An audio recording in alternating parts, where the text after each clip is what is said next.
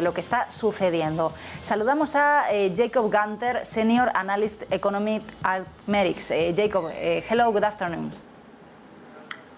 Good afternoon. So many weeks of lockdown in China already. How is the situation for China foreign trade and Chinese firms?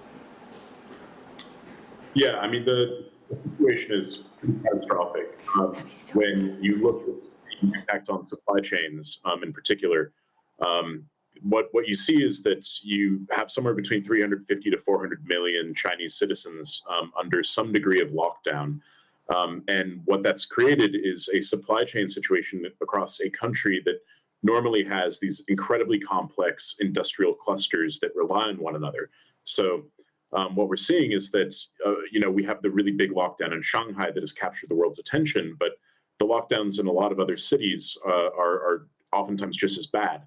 And what that means is that even if you're in a part of the country that doesn't have a lockdown and doesn't have any significant number of Omicron cases, perhaps you have critical suppliers that are in a lockdown area, or you sell to customers that are downstream in a value chain that are in lockdown. So, a lot of the contacts that I have on the ground in places like Shenzhen and Guangzhou, and places like Chongqing and Chengdu in the West, they are largely living their lives like normal.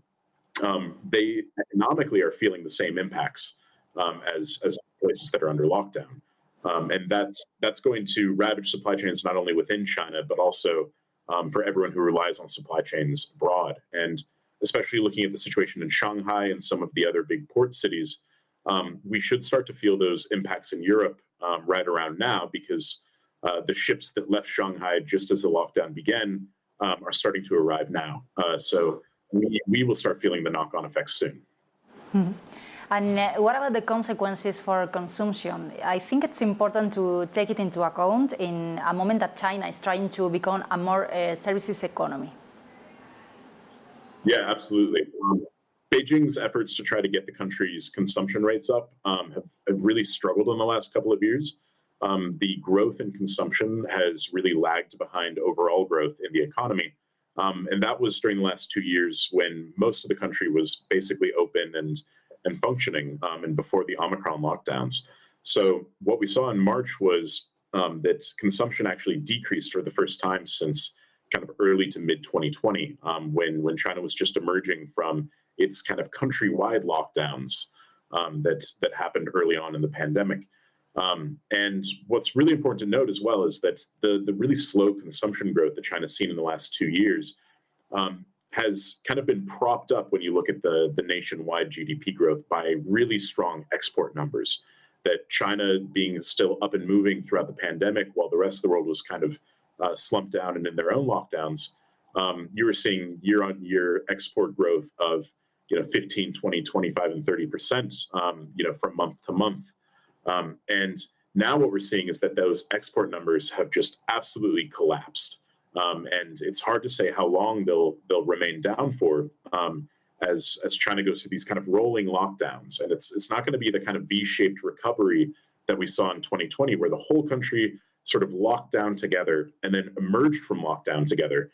And that literally produces a V in their economic recovery. Now we have all these different cities choosing to lock down at one time, and then by the time they're emerging, a lot of other cities are starting to go into lockdown. So we're not going to see the same kind of recovery unless the whole country goes through a kind of collective lockdown and emerging from lockdown process again. And what that does to consumption is really drastic. And again, they can't rely on exports to kind of prop up overall growth the way they did for much of the last 2 years. And how do you think the new geopolitical situation is affecting to China, who is linked to Russia with businesses and oil and the other stuff? What do you think?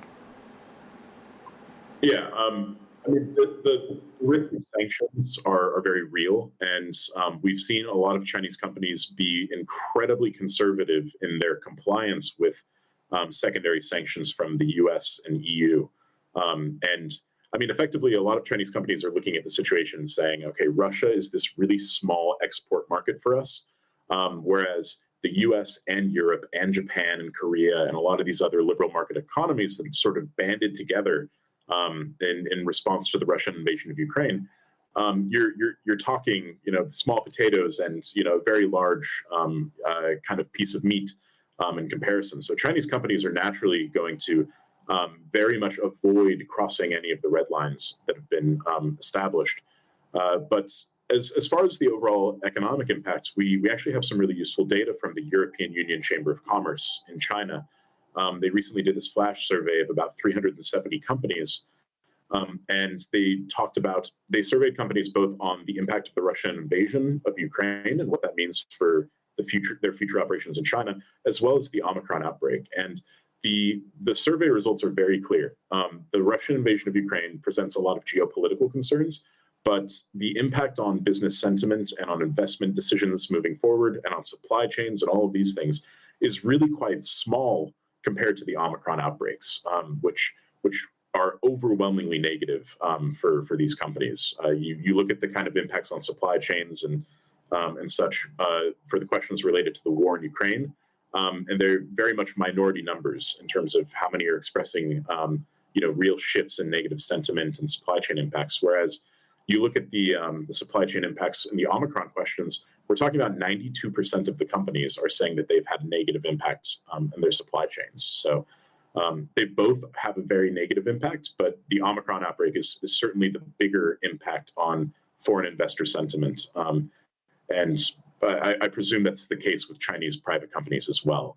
It's very much there, it's in their face, whereas the situation in Ukraine is a concern, but more of a distant concern. Okay, so Jacob Gunter, thank you so much for attending us. Have a nice day. Thank you, you too. Enseguida seguimos analizando la situación en China. Nos vamos un segundito